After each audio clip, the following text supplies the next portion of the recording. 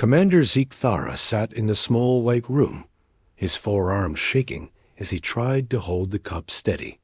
The blue liquid inside spilled a little each time his hands moved. He was a big creature, almost 8 feet tall with thick gray skin and sharp teeth. His kind, the Valorians, were known across the galaxy as the best fighters. But now Zeke-Thara looked scared and weak. Dr. Morvis watched him with kind eyes. She was different from Zeke-Thara. Her people, the Etherians, were tall and thin with soft voices. They were healers, not fighters. She had been trying to help Zeke-Thara for many months now. Every session was the same. He would sit, shake, and try not to remember the war. "Tell me about the humans again," Dr. Morvis said in her gentle voice. "You need to talk about what happened on that planet." Zeke-Thara's big eyes looked away. He did not want to remember. But the memories came anyway, like bad dreams that would not stop. 3 years had passed since the battle on Kepler 442b. 3 years since everything changed. "We thought they were weak," Zeke-Thara said, his voice rough and low. "The report said humans were new to space travel. They had small ships and old weapons. Our generals laughed when they saw the human military files." Dr. Morvis made notes on her datapad. She had heard this story many times, but each time Zeke-Thara remembered something new, something that made him shake even more. "The High Command sent us to take their mining colony," Zeke-Thara continued. "It was supposed to be easy. Show up with our big ships, scare them, take what we wanted. That is how war works with every other species in the galaxy." Zeke-Thara remembered Admiral Cora Thin standing in the command center of their main ship. The admiral was confident and proud. He wore his battle armor with all the medals from past victories. The Valorian Empire had never lost a war. They were stronger, faster, and had better weapons than anyone else they had met. "The admiral showed us pictures of humans," Zeke-Thara said. "They looked so small and soft. No claws, no thick skin, no natural weapons. They could not even breathe the air. On most planets, without special suits. We all agreed it would be over in one day." But even as he remembered that confidence, Zeke-Thara felt the fear growing in his chest again. His breathing got faster. Dr. Morvis noticed and handed him a calm mist device to help him relax. "What else do you remember about the briefing?" she asked. Zeke-Thara closed his eyes. He could see the briefing room clearly. Dozens of Valorian officers sitting in rows, all excited about an easy victory. The intelligence officer had put up charts showing human weapons and ships. Everything looked simple and weak compared to Valorian technology. Their guns shot metal bullets, Zeke-Thara said. Not plasma or energy beams like civilized species. Use. Their ships were slow and clunky. They had no shields worth mentioning. Our weapons could cut through their armor like it was paper. The intelligence officer had also shown them human physical data. Humans were much smaller than Valorians. They were slower and weaker. They could not see as well in the dark or hear. High sounds. On paper, humans seemed like easy prey. But there was something in the intelligence reports that we ignored, Zeke-Thara said, his voice getting quieter. The humans had been fighting wars on their home planet for thousands of years. Not just with other species, but with each other. They had been killing and learning and getting better at it for longer than most species had existed. Dr. Morvis leaned forward. This was new information. What did the reports say about their fighting history? Zeke-Thara opened his eyes and looked at her. For a moment, she saw something that scared her. It was not just fear in his eyes. It was respect. Terrible, unwilling respect. They had something called world wars, he said. Huge battles with millions of soldiers. They created weapons that could destroy entire cities. They fought in every type of place you could imagine. Underwater, in the air, in frozen lands, in hot deserts. They learned to kill each other in ways that other species never thought of. The cup in his hands shook harder. Some of the blue liquid spilled on his lap, but he did not notice. The reports said humans had something called special forces. These were soldiers trained to fight behind enemy lines, to live in terrible conditions and still complete their missions. They could survive for weeks with almost no food or water. They could kill enemies without making any sound. They could make bombs from everyday objects. Zekthara remembered laughing when he first read about human special forces. The idea seemed stupid to him. Valorian warriors fought with honor, face to face, using their strength and superior weapons. Sneaking around and hiding seemed like coward behavior. We thought their fighting history made them primitive, he said. We believed that civilized species had moved beyond such brutal methods. Our way of war was clean and quick. Show superior force, defeat the enemy in open battle, accept their surrender. That is how honorable warriors fight. But now, sitting in the therapy room, Zekthara understood how wrong they had been.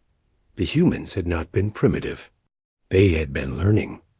Every war, every battle, every death had taught them something new about how to fight and win. The night before we attacked the colony, I had dreams, Zekthara said. Good dreams about victory and honor. I saw myself accepting the surrender of the human commander. I saw our flag flying over their mining stations. I saw the other species in the galaxy learning to respect Valorian power even more. Dr. Morvis waited patiently. She knew the hardest part was coming, the part where everything Zekthara believed about war and strength and honor fell apart. When we woke up that morning, we put on our best armor, he said. We checked our weapons and said prayers to the warrior gods. We were ready for a glorious, easy victory. We had no idea that we were flying into a trap that had been 3 years in the making. Zekthara looked out the small window at the stars. Beyond, somewhere out there, humans were still alive, still learning, still getting better at the thing they did best. The humans knew we were coming, he whispered. They had been preparing for us since the day they first met our species. And we had no idea what they were capable of. Dr. Morvis watched as Zekthara's breathing got faster. His 4 hands gripped the arms of his chair, so hard that the metal started to bend. She had seen this happen before. When he talked about the actual battle, his body remembered the fear. Take your time, she said softly. Tell me what happened when your ships reached the human colony. Zekthara closed his eyes and let the memories come back. He could still see the planet clearly in his mind. Kepler 442b was a rocky world with lots of metals in the ground. The humans had built their mining colony in a valley between 2 mountain ranges. From space, it looked small and weak. Admiral Koraithan ordered the fleet into attack formation, Zekthara said. We had 12 big warships and 30 smaller fighters. The humans had maybe 6 old ships defending the planet. Our sensors showed about 5,000 humans on the OC. Surface, we had 15,000 soldiers ready to land. The Valorian fleet had approached the planet slowly, wanting to give the humans time to see how outmatched they were. This was normal procedure. Most species surrendered when they saw they could not win. It saved lives and made conquest easier. But the humans did not try to talk, Zekthara continued. They did not send surrender messages or ask for terms. They just waited. Our communication officers kept trying to reach them, but the humans stayed silent. Admiral Koraithan had been confused by this. In every other war, enemy commanders would at least try to negotiate. They would ask for safe passage for civilians or try to make a deal. But the human colony sent no messages at all. Then something strange happened, Zekthara said, his voice getting quieter. One of their small ships broke away from the others, and flew straight at our main battleship. We thought maybe they were finally going to surrender. But the human ship did not slow down. It did not send any signals. It just kept flying faster and faster toward the Valorian flagship. The ship was small, maybe big enough for 10 people. Zekthara remembered. Our weapons could have destroyed it easily, but Admiral Koraithen wanted to capture it instead. He thought maybe it carried the human commander who wanted to surrender in person. The Valorian ships held their fire and let the human vessel get close. That was their first mistake. The human ship exploded, Zekthara said, his hands shaking harder. But not from our weapons. They blew it up themselves. The explosion was huge, much bigger than it should have been. They had packed it full of explosives and used it like a bomb. The blast had damaged the Valorian flagship shields and sensors. More importantly, it had shocked everyone in the fleet. No species they had ever fought would destroy their own ships like that. That was when we knew something was wrong, Zekthara sighed. Admiral Koraithen got angry. He ordered all ships to attack the planet immediately. No more waiting for surrender. The Valorian warships opened fire with their plasma cannons and energy beams. They targeted the human buildings and defenses. Explosions lit up the planet's surface as the bombardment continued. We expected the humans to start begging for mercy, Zekthara said. But instead, something impossible happened. They started shooting back. The human weapons were different from anything the Valorians had ever seen. Instead of energy beams, they fired solid metal projectiles at incredible speed. The bullets were small, but they hit with tremendous force. Their guns made terrible sounds. Zekthara remembered. Not the clean hum of plasma weapons, but loud bangs and cracks. It sounded like the planet itself was angry at us. But it was not just the sound that bothered the Valorian soldiers. It was how the humans used their weapons. Instead of fighting in formation like civilized warriors, they scattered and hid behind rocks and buildings. We could not find them to fight them properly, Zekthara said. One moment a human would appear from behind cover, shoot at us, then disappear again. They were like ghosts that could kill. Lieutenant Colonel Jake Morrison was the human ground commander. Through intercepted communications, the Valorians learned his name and tried to locate him. But Morrison seemed to be everywhere and nowhere. At the same time, he had studied our battle tactics, Zekthara said with grudging respect. Somehow, he knew exactly how Valorian soldiers would move and attack. Every time we tried our standard formations, the humans were ready for us.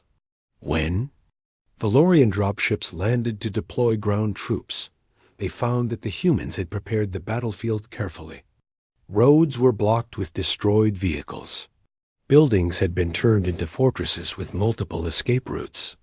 Sergeant Lisa Harper led a squad that used the mining equipment against us, Zekthara continued. They turned drilling machines into weapons. They used explosive charges meant for mining to create traps. Everything on that planet became a weapon in their hands. The worst part was how the humans seemed to know things about Valorian biology that even some Valorians did not know. They used sound frequencies that hurt Valorian ears. They created bright flashes that confused Valorian vision. There was a human called Corporal Danny Wright, Zekthara said. He was an expert with explosives. He rigged bombs that would explode when our soldiers stepped on certain spots. But he did not just want to kill us. He wanted to scare us. Wright's bombs were designed to make horrible noises and create confusion. Some would explode in sequence, making Valorian soldiers think they were being attacked from multiple directions. Others would release smoke that stung Valorian eyes and made breathing difficult. The humans fought like they had nothing to lose, Zekthara said. We captured some of their wounded soldiers and expected them to give us information, but they would not talk. Even when badly hurt, they would just look at us with hate in their eyes. One incident stayed burned in Zekthara's memory. A human soldier named Private Amy Collins had been surrounded by Valorian troops. She was bleeding badly and could barely stand. Any reasonable warrior would have surrendered. Instead, she activated a communication device and started giving coordinates. Sekthara said she was calling artillery strikes on her own position. She was going to kill herself and as many of us as possible. The Valorian soldiers had tried to stop her, but Collins fought them with just a knife until the human artillery shells started falling. The explosion killed her and 6 Valorian warriors. That was when we started to understand, Sekthara said, looking at Dr. Morvis with haunted eyes. These humans were not fighting to win. They were fighting to make us pay such a terrible price that we would never want to fight them again. Dr. Morvis made more notes. She could see that just remembering these events was causing Sekthara great pain.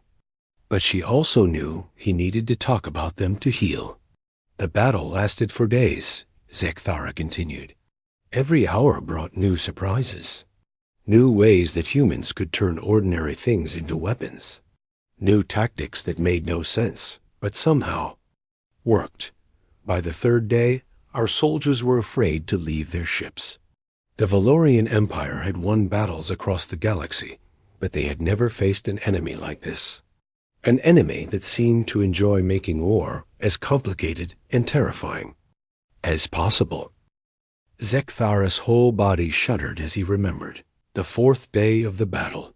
Dr. Morvis noticed that his breathing was getting worse. She offered him another calm mist device, but he waved it away with one of his 4 hands. The worst part was not the fighting, he said quietly. It was what the humans did to our minds. Dr. Morvis had been studying Sekthara's case for months. She knew that physical wounds could heal, but mental wounds were much harder to fix. The humans had hurt the Valorian soldiers in ways that went deeper than bullets or explosions. Tell me about the psychological attacks, she said gently. Sekthara stared at the wall, his large eyes unfocused. He was seeing things that were not in the room. Things that happened 3 years ago, but felt like they were happening right now. There was a human officer named Captain Rick Barnes, Sekthara said. He was different from the others. While they focused on killing our soldiers, he focused on breaking our spirits. Barnes had done something that no enemy had ever done to the Valorian Empire. He had studied them. Not just their weapons or their ships, but their culture, their beliefs, their fears. Somehow, he knew things about Valorian society that even our own young soldiers did not know, Sekthara continued. He understood our honor codes, our family structures, our religious beliefs, and he used all of it against us. The first sign of Barnes' psychological warfare came on the 5th night of the battle. Valorian soldiers were trying to rest in their temporary camps when strange sounds started coming from the darkness around them. It was not music exactly, Sekthara said, his hands shaking as he remembered. It was like our death songs, but wrong, twisted. The humans had recorded traditional Valorian funeral music and changed it slightly, just enough to make it sound evil. The modified music played all night from hidden speakers that the humans had placed around the Valorian camps. Every time the soldiers thought they had found all the speakers and destroyed them, new ones would start playing from different locations. The songs reminded us of home, Sekthara said. But they also reminded us of death. Many soldiers could not sleep. Some started crying. Others got angry and began shooting at shadows. But the music was just the beginning. Captain Barnes had learned that Valorians had excellent hearing, much better than humans. What was a small advantage in normal situations became a weakness. When Barnes decided to exploit it, he used sounds that only we could hear, Sekthara explained. High-pitched noises that hurt our ears and made it hard to think clearly.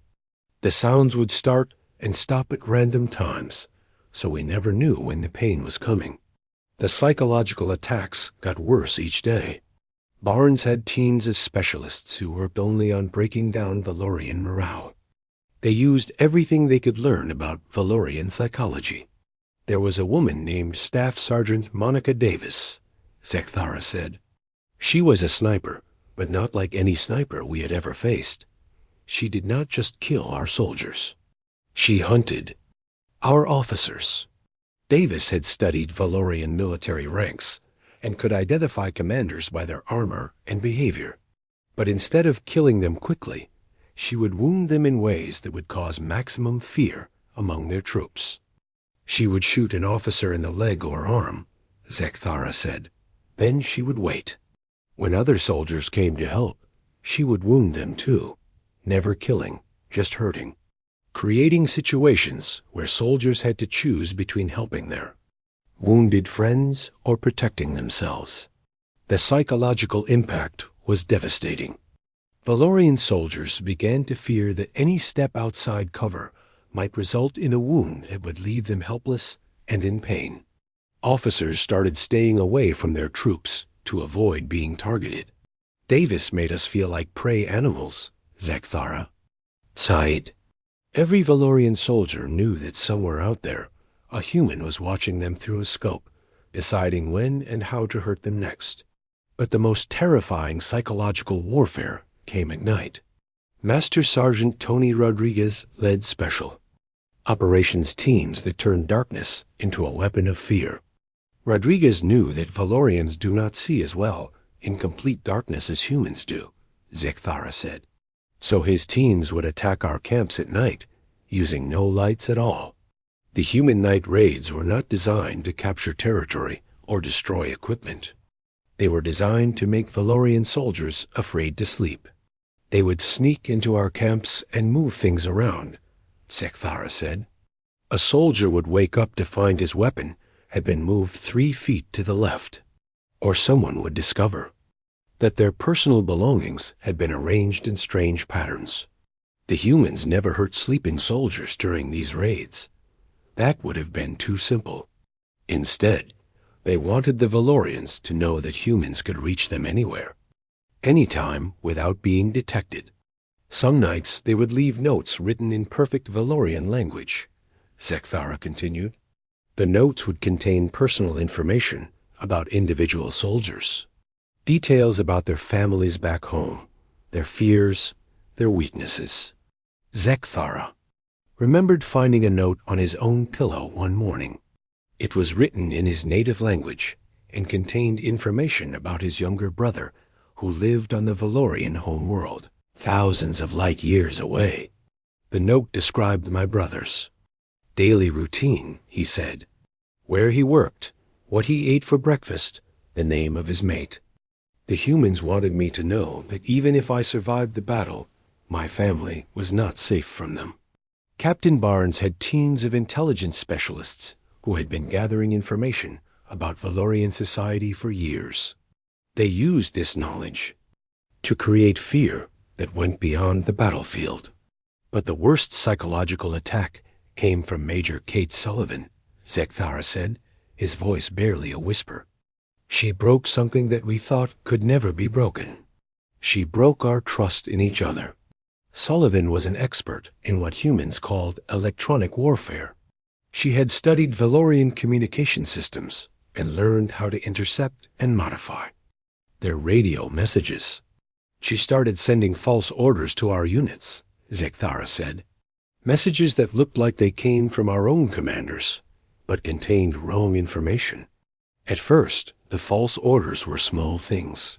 Units would be told to move to the wrong coordinates or to expect supply deliveries that never came. But gradually, Sullivan made the deception more dangerous. She sent orders that made our units attack each other, Zekthara said.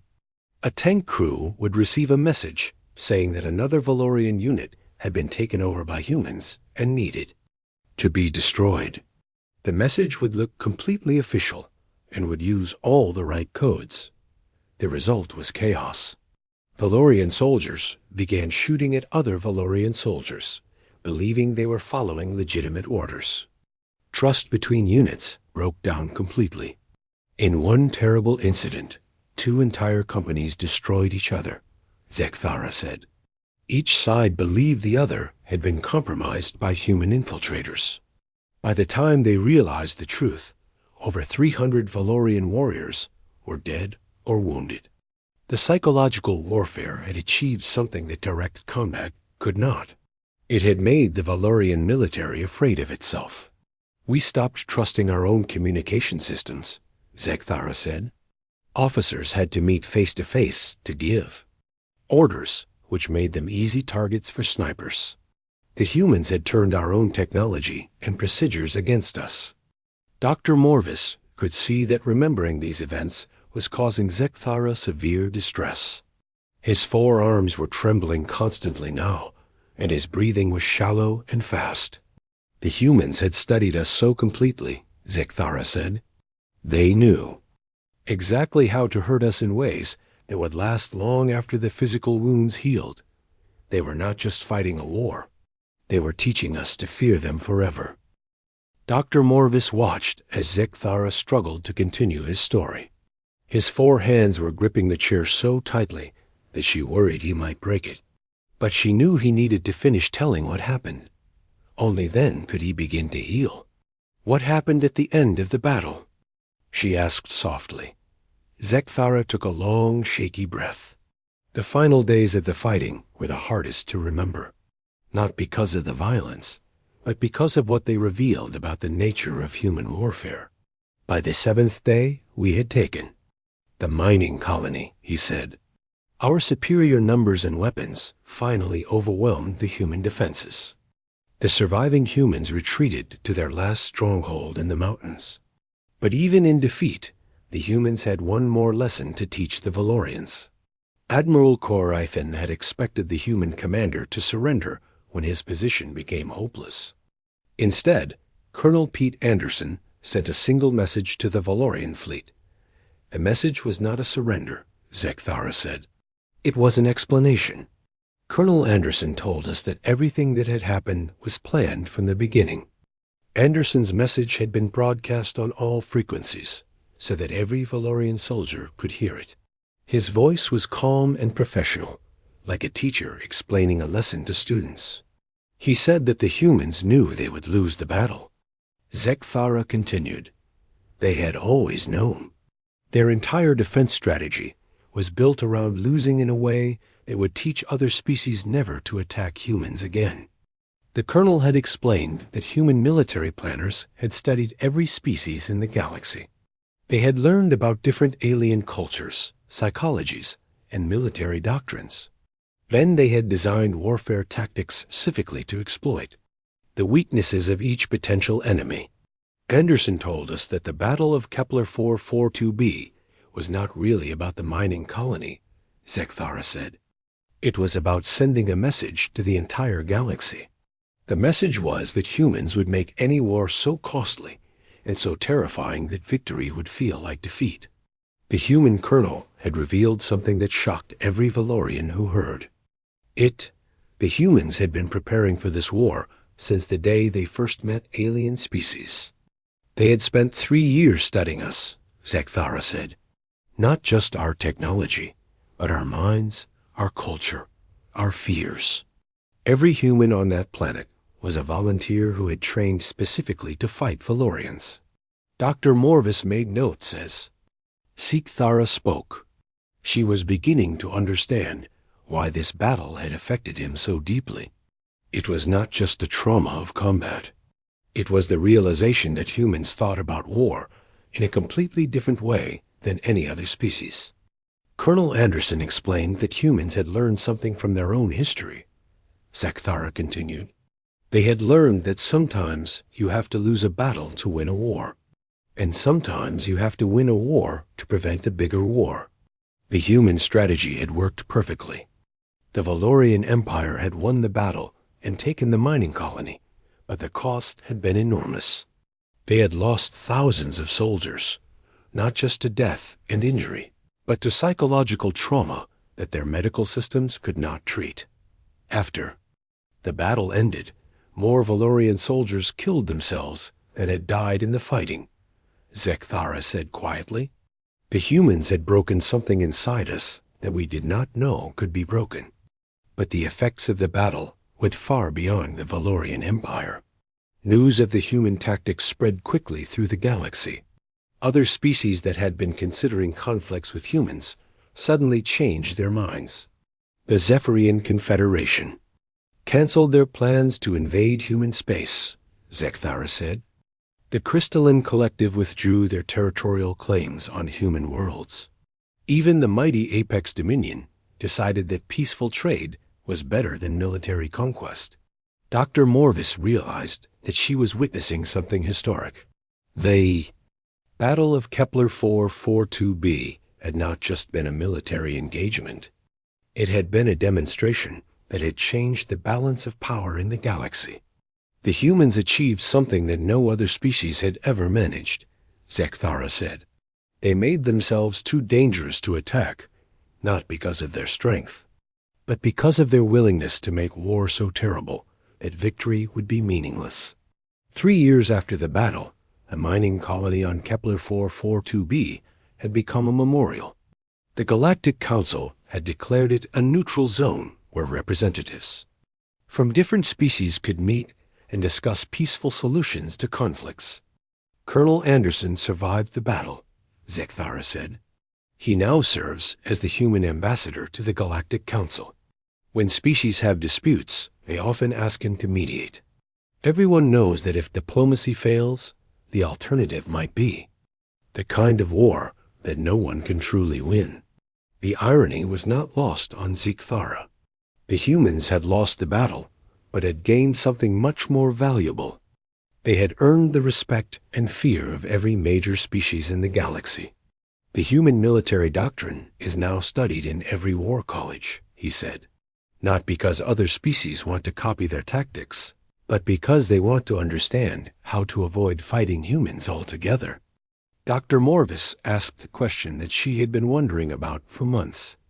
Do you hate the humans for what they did to you? Zekthara was quiet for a long time. When he finally answered, his voice was thoughtful rather than angry. I used to hate them, he said. But now I understand what they were trying to accomplish. They were not fighting to conquer or destroy. They were fighting to survive as a species in a galaxy full of stronger enemies. The human approach to warfare had violated every rule of civilized conflict, but it had also prevented countless future wars.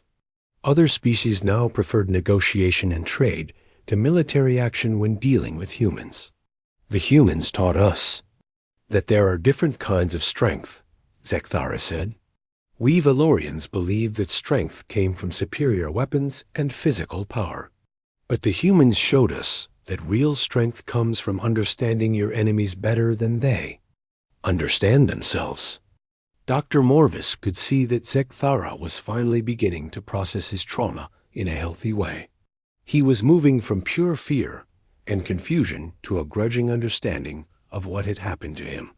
The Battle of Kepler 442b changed everything, Zekthara said. It showed the galaxy that humans were not just another species to be conquered or ignored. They were a species that had mastered the art of making war so terrible that peace became the only reasonable option. As their therapy session came to an end, Zekthara looked out the window at the stars. Somewhere among those distant suns, humans were living their lives, building their civilization, and probably preparing for the next threat to their survival. I still have nightmares, he admitted to Dr. Morvis. But now I also have respect. The humans did not just defeat us. They taught us. They showed us that intelligence and preparation can overcome superior force. Dr. Morvis closed her notes and prepared to end the session. She could see that Zekthara was making real progress. The fear was still there, but it was balanced. Now with understanding. The humans are probably the most dangerous species in the galaxy, Zekthara said as he prepared to leave. But they are also probably the most valuable allies, because they have learned something that the rest of us forgot. They have learned that the best way to win a war is to make sure it never has to be fought. As Sekthara walked out of the therapy room, Dr. Morvis made one final note in his file. The Valorian warrior was healing, not just from his trauma, but from his old way of thinking about strength and warfare.